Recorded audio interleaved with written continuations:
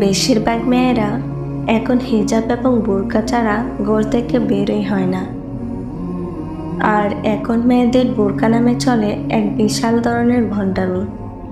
15 থেকে 20 প্যাচ দিয়ে মাথাতে বাঁধাকপি ফুলকপি তৈরি করার নাম হিজাব না। হিজাব মানে পর্দা, যা পালন করা ফরজ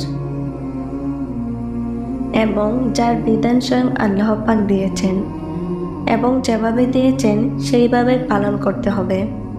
টাইট ফিট ড্রেস পরে মাথায় পট্টি বাঁধার নাম হিজাব না। মাথায় পট্টি বেঁধে বয়ফ্রেন্ডের সাথে হাত ধরে ঘোরাঘুরি করা, ইটিস পিটিস করার নাম হিজাব না। মাথায় পট্টি বেঁধে ধার্মিক সেজে ফেসবুকে প্রোফাইল পিক দিয়ে লাইক পাওয়ার জন্য নিজেকে শো অফ করার নাম হিজাব না। মাথার মধ্যে 20 ভাগ কাপড় দিয়ে চুল ডেকে মুখ ও বুক পিঠে কাপড় না দেওয়ার নাম হিজাব না। 10 জাতের আকর্ষণীয় রং বেরঙের ক্লিপ মেরে মাথায় কাপড় লাগানোর নাম হিজাব না। এগুলো হলো এক প্রকার নষ্টামি, নোংরামি ও ভ্যাপনা। বোরকা ও হিজাব পরার কারণ হলো যথাসম্ভব বেশি নিজেকে ঢেকে রাখা এবং নিজেকে অন্যের কাছে আকর্ষণীয় না করা। কিন্তু আজকের মেয়েদের বোরকা ও হিজাবের কাহিনী দেখলে মনে হয় মধুহীন ফুলে আলগা রং ও মধু লাগিয়ে নিজেকে আকর্ষণীয় করে সবাইকে তার দিকে ডাকছে। এতে কাকে ধোঁকা দেওয়া হচ্ছে? আল্লাহ পাক ওনাকে নাকি নিজেকে, নাকি পুরো মুসলিম উম্মাহকে?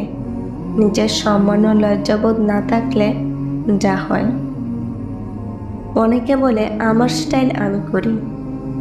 এই কথা বলে মুসলিম উম্মাহকে কি করে ধোঁকা দেওয়া হচ্ছে একবার ভেবে দেখুন। প্রথমত, আপনার বদমাইশি লুকের কারণে সাধারণ মুসলিম ভাইদের চোখে চিনা হচ্ছে। দ্বিতীয়ত, আপনি যখন এই স্টাইলিশ বোরকা ও হিজাব লাগিয়ে নোংরামি করবেন তখন তো বিধর্মীদের জন্য হবে ধারালো হাতিয়ার।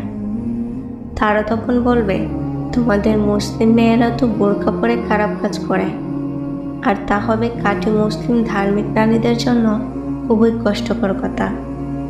তোমাদের ওইসব ফাইজলামি মার্কা হিজাবি লোক আমাদের সত্যিকারের পর্দাশীল মমতাময়ী বোনদেরকে অপমানিত করা। জাতি আজ লজ্জিত, সভ্যতা আজ কলঙ্কিত।